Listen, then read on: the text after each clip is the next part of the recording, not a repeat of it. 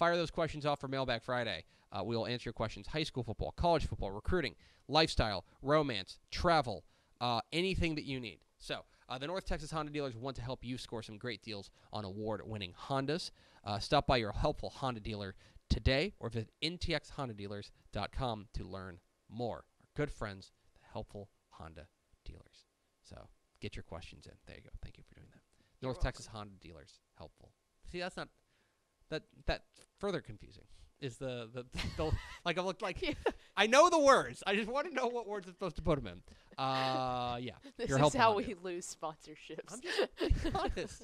I'm being honest. I've said the word Honda a lot, so go buy a Honda. Go buy a Honda. It's Mailbag Friday. That was painful. If you've got high school football, college football, recruiting, lifestyle, romance, travel questions, Larry McMurtry questions, if you have book recommendations, I'm about. Okay, I know you're not. Oh Lord. I know you're not the kind of voracious reader that I am, but I do know you like to read. Yeah. Will you recommend a book before you finish it?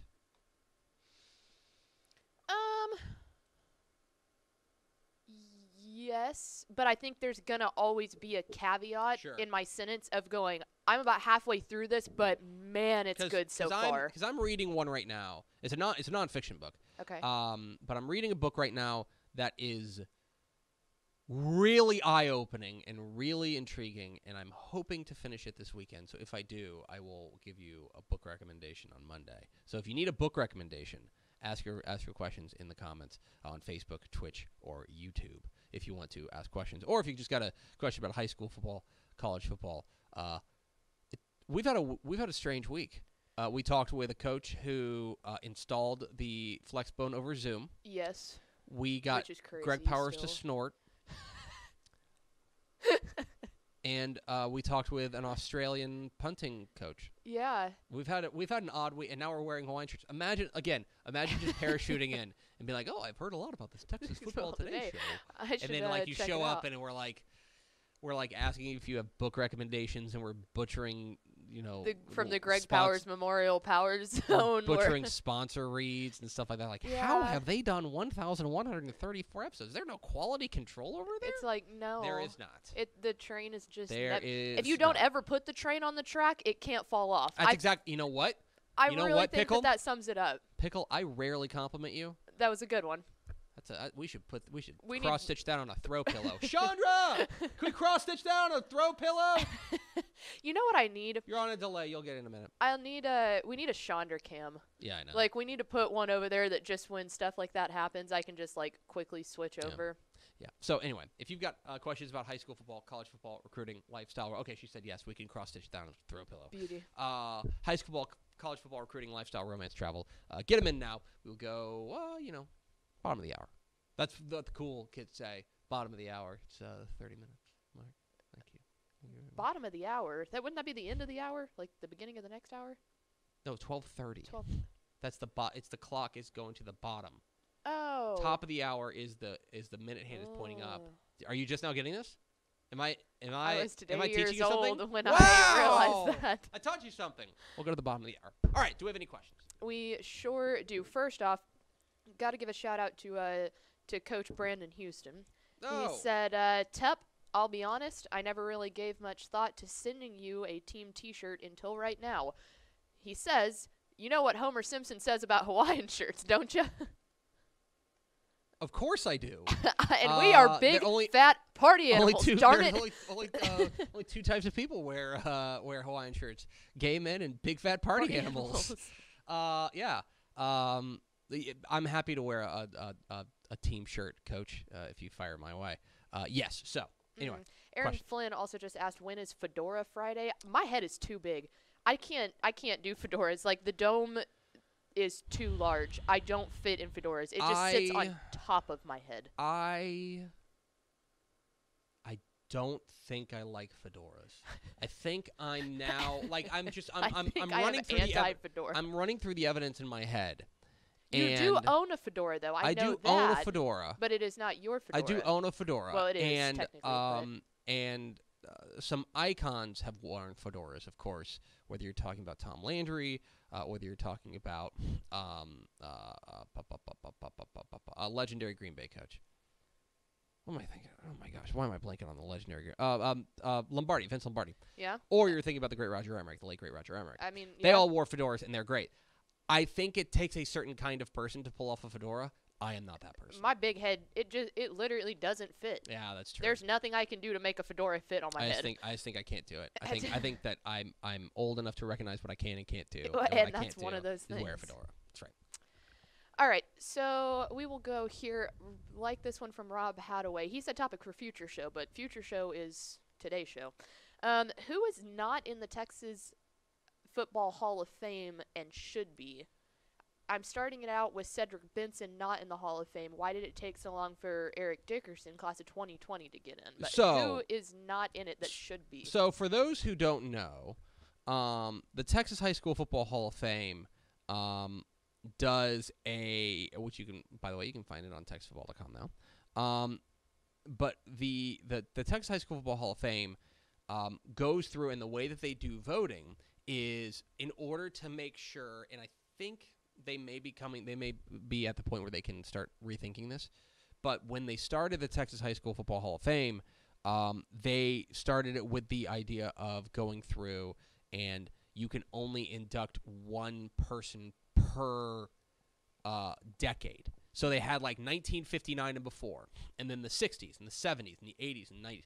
Basically, this was to play catch up on the guys who didn't get inducted because there was no Texas High School Football Hall of Fame. Mm-hmm. And also to make sure that we were tapping the brakes a little bit and not just inducting everyone from the past couple of years. Right. Stuff like that. So, for example, David Warren and Danny Amendola and Eric Dickerson are probably the head, like Chuck Dykes as well, are the headliners as far as going in.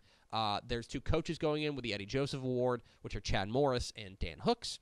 Dan Hooks, he'll go in from Western Start. And then the Dave Campbell contributor to the game is going to be Joe Martin, our friend, the executive director of the Texas High School Coaches Association.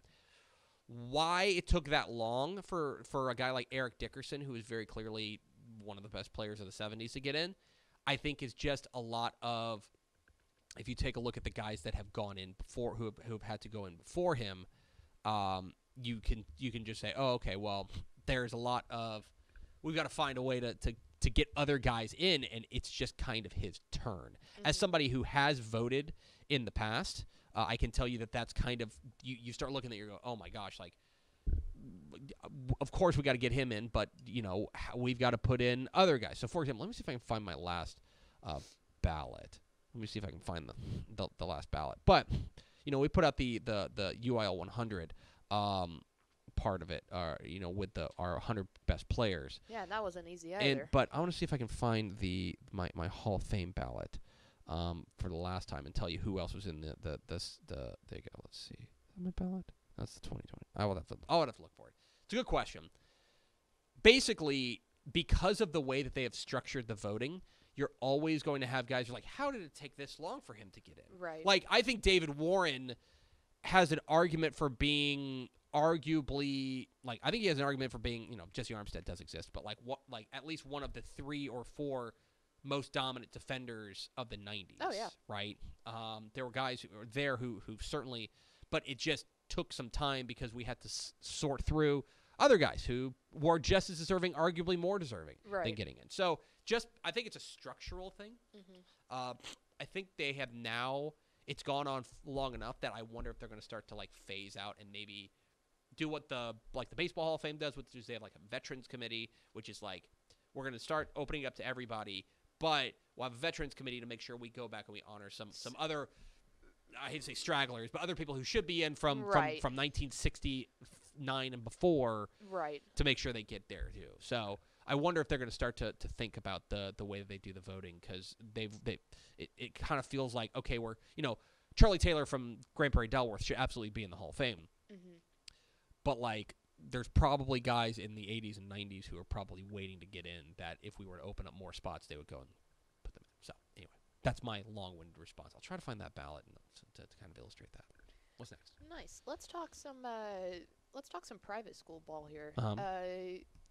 Cody Poston asked, who are your private school teams to watch in 2021? Well, great question. Yeah. Love your energy. there's a couple of squads that I've certainly got my eye on, and obviously you're going to go with teams that have been excellent recently, like Parish Episcopal won the Division I crown. Fort Worth Nolan is always under David Bowden. They've pretty much become a known commodity that you can expect them to be really good every single year.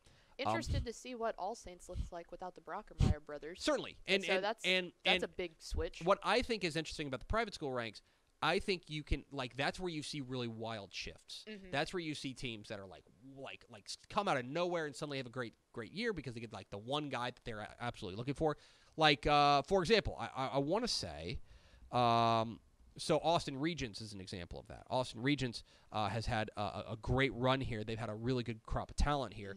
They had a rough spell a little bit before then. They are a team that I think has proved that they have some staying power. I think it's harder to stick and become that power at the private school ranks. You go back and you look at like a team like Prestonwood Christian. Prestonwood, for years and years, was just a dominant force. They've had a couple of down years. It's just hard to stay on top. That's one thing. So, if you're looking for teams that I have my eye on, I think Trinity Christian Addison is a team to keep an eye on. They're in the DFW Metroplex. I think they're on the rise. I thought that what you saw from Midland Christian's another good example of a team that has been really good in the past that took a couple of steps back, but I think they're on the rise. That's a team that I would keep an eye on. The Woodlands John Cooper is maybe a team in SPC that you don't think about. I think people think of SPC and they think, well, that's Kincaid. Those are the same St. Pius. Those are the teams that dominate. I think John Cooper has some staying power there in the Woodlands area. That's a team certainly to keep an eye on. Yeah, that's a short list. I mean, the rest of them, I'd be like kind of just repeating myself. Like, I bet St. Pius is probably going to be pretty good. Yep. I know last year they were 4-4, but I think that they're going to be better this year. I would not bet against I would not bet against the parishes and the Nolans and the teams that we expect to see basically at the very top, right? Yeah.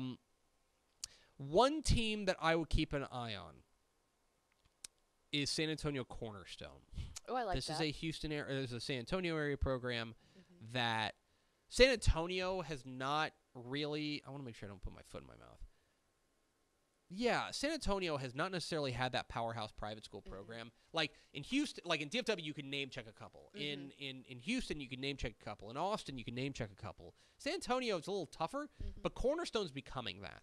And so I would keep an eye on San Antonio Cornerstone. They are a team that I think they are getting a lot of really big-time talent in San Antonio, and there's enough of it there that if they can become a power pretty in short order. I mean, they were really good this year. I think 8-1. So keep an eye on them.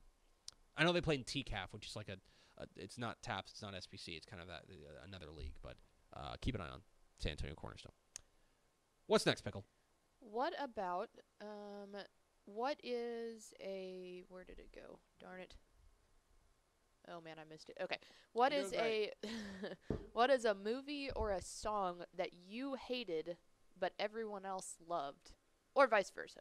Something that you love that absolutely song or movie. Do I want to make everyone mad at me? Absolutely. This is about to be good. I don't get the deal with Taylor Swift.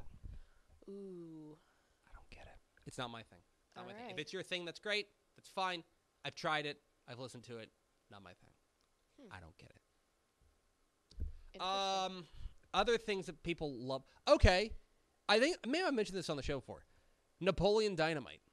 Okay, yeah. I think part of it is that it was built up so much to me of like, dude, this is the funniest movie of all time. And then you watch it, you're just like, it's fine. It's okay. Yeah, it's like I don't hate it. Like, I guess funny, that's maybe like I don't hate it. But there are people who love that with a passion.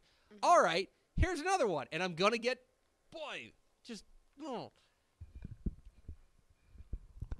I don't get the superhero movies. I'm going to be honest. I will agree with that. Like they're like all the Marvel. Like all the Marvel movies. I like them. Everyone. I'm sure they're great movies. I'm sure they're fine. I've watched them, and I've watched a couple of them, and I'm like, okay, things go boom. Like I guess there are people who are just really invested in those characters and stuff. I just could not get invested in those characters. Yeah. I was too much like, okay, I'm waiting for Thing to go boom. See, yeah, no, I agree. And I like them. They're great, and they're good movies to go see in a theater, you know, when you really get the experience. But half the time I feel like they're so drawn out. It's a lot. They go boom too much. Like, make them go boom less, and I'll like them more. The other thing about them, like, it's just very loud. But then, like, for example, like, and I have a lot of friends who love the Marvel stuff, who are, like, really invested in the Marvel stuff, and they're like, man, like, this WandaVision show, it's unbelievable. And then I ask them, I'm like, do I need to have seen 45 movies in order to understand WandaVision? That's another And they're thing. like, yeah. Yes. Okay, another so it's one. Like so now the barrier for entry for me to even become a person who likes the Marvel movies is so high that, like, I'm frankly just never going to do it. Yeah. I'm just not going to. My thing I never got into, maybe I just never gave it a shot, but that was super popular, Game of Thrones. I watched didn't one. Start it, this is not fair because I was over at a buddy's house. He's like, "Oh, it's Game of Thrones." I'm like, "Okay, I'll sit here and watch it." Yeah. I watched it, and, like, I tried very hard not to be the guy who's like, "Who's that? What's happening now?" Yeah, but like, explain the whole series to me. 'Cause we're like, it's like season 5. And they're like, "Shut up!" But they are. That's something that if I started from the beginning, I'm sure I would like it. But, like, also that fantasy thing, it's like that's just not really my thing. Yep. Like, Yeah. I watched the Lord of the Rings movies. I thought they were I've never good done movies. that either. I thought they were good movies, but, like, they're just not for me. I appreciate the epic scale of them, and I appreciate what Peter Jackson does, but yeah, that's kind of where I'm at. The one other thing I'll say real fast, and this is a song that I'll probably get some flack for because she's from Houston, but the Body song by Meg Thee Stallion is just, it's so overplayed. It's just annoying. The body yada yada yada. Like, it's you not. You know what?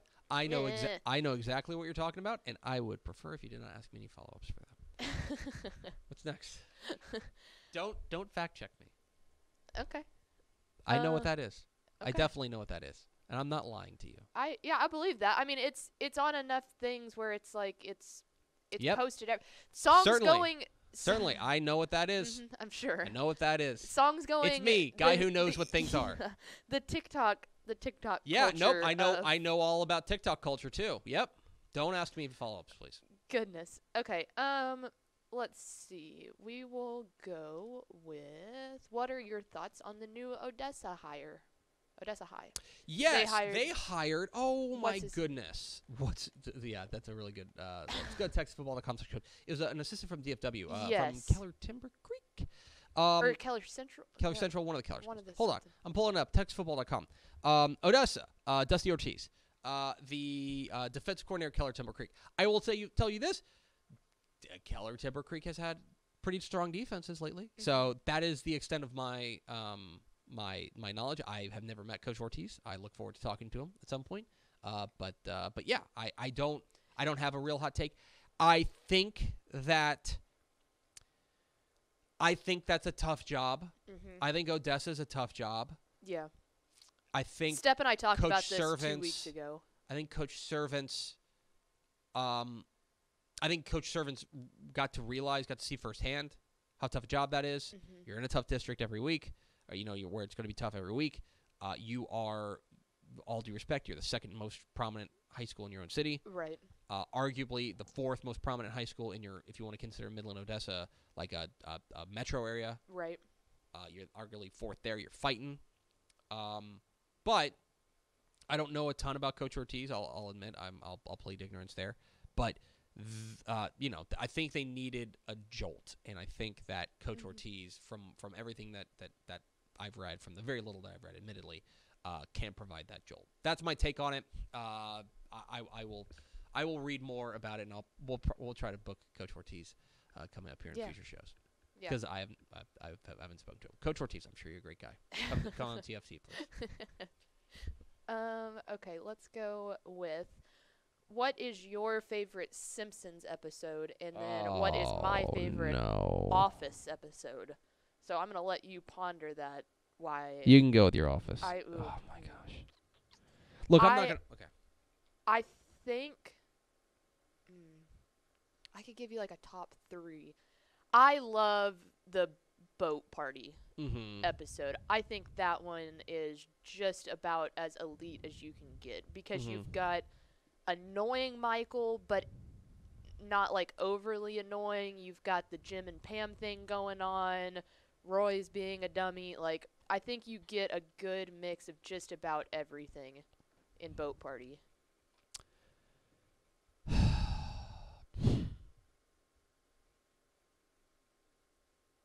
It's hard.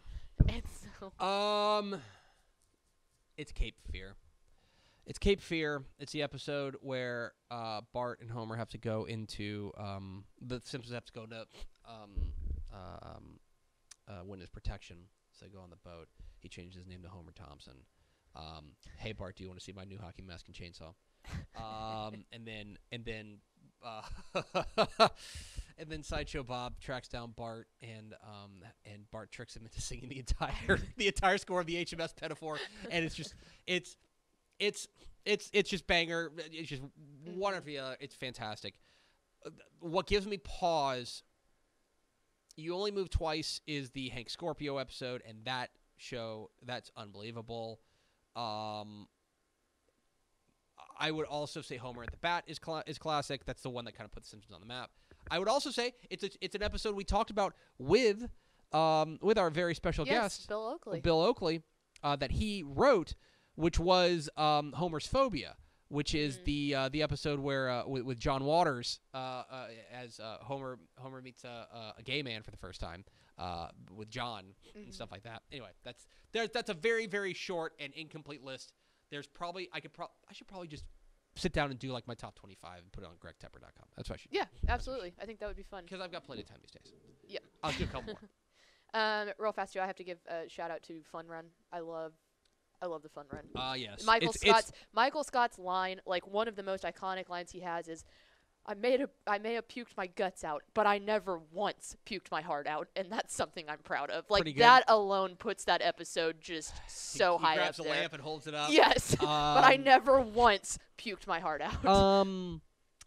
Yeah, and that's the inspiration for a lot of bits here, including the overly long titles of things, like the Dave Campbell's Football Today, Hero of the Week, the Greg Powers for the Run for the Cure.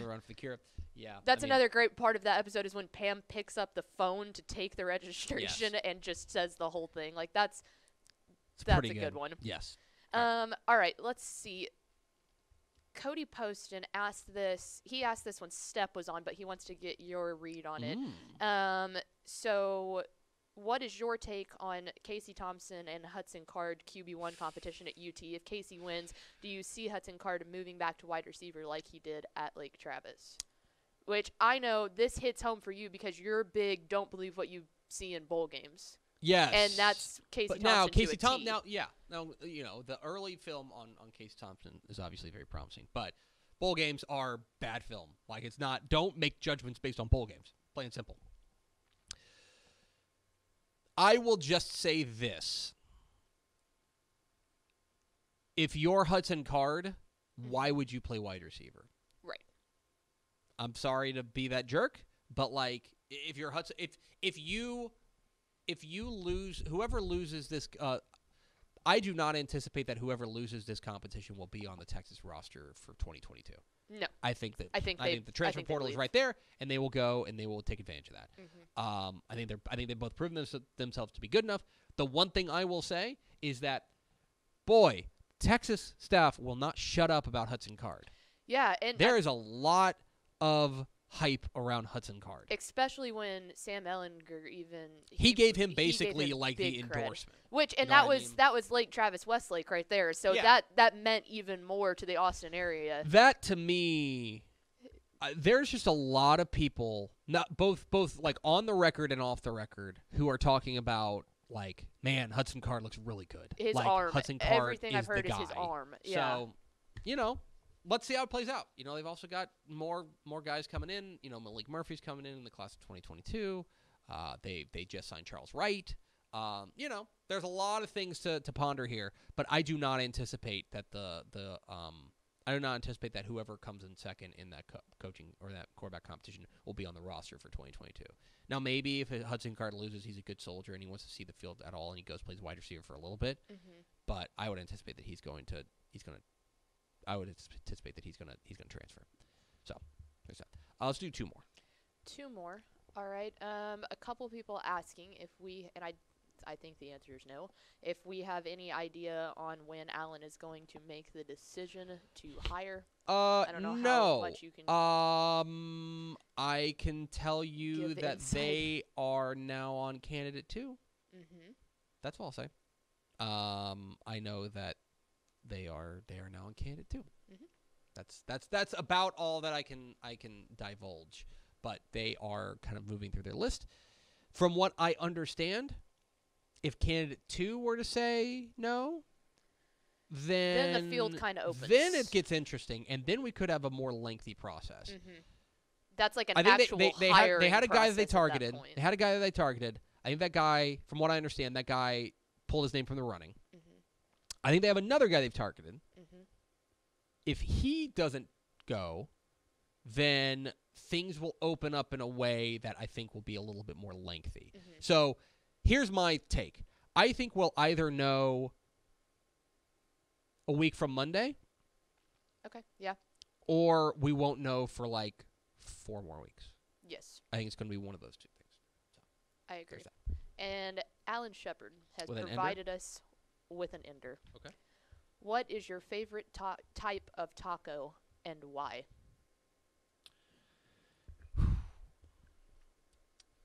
A brisket taco. I like a good brisket taco because it combines my 2 favorite things, which is taco, which is the optimal delivery vehicle for food. Absolutely. And tortillas are the goat. And brisket, which is the most important thing that we have in this world. So I would say a good brisket taco. I had brisket tacos a couple weeks ago. There's a new really taco hut thing that opened up over by our offices, and I got tacos from there the other day. Really stinking good. Here is my measurement, and we really do need to get. We're at some point trying to get the guy who runs Jose Relat, the taco editor for Texas Monthly. We're trying to get him on at one point. The schedule just didn't work. We need to get him on. Mm-hmm. Here's how I measure a taco. Okay. I measure a taco by the filling to tortilla ratio, which is it needs to be overflowing. I need you to look at that taco and be like, I can't pick that up. That's going to fall apart, and then it doesn't. That's the mark of a great taco. Is that there's too much stuff in this taco, and then you pick it up, you're like, actually, there's the perfect amount in this taco. Yep. Yeah, that's the mark of it. Okay, I agree. It is such a hard time to decide between. I love al pastor tacos. Sure. Oh, love them, and then barbacoa. Oh yeah. That a plain street taco barbacoa with cilantro, onion, put the lime on top of it. Though, we gotta go. My stomach is growling. But yeah, it's nearly impossible for me to choose between the 2 of those. I have some breaking news here from our friend Jose Relat, which says Houston will be the first city in the U.S. to officially celebrate World Taco Day. Festivities kick off March 31st. Houston. God. I love you. Beautiful. Fantastic stuff. That's great hustle. You know what that is? Elite. That's understanding what your constituency wants, what's important to your constituency. So great. It's going to do it for us. That's what we need in politics today. Yeah. People who prioritize the important things. Tacos. Like March 31st being World Taco Day.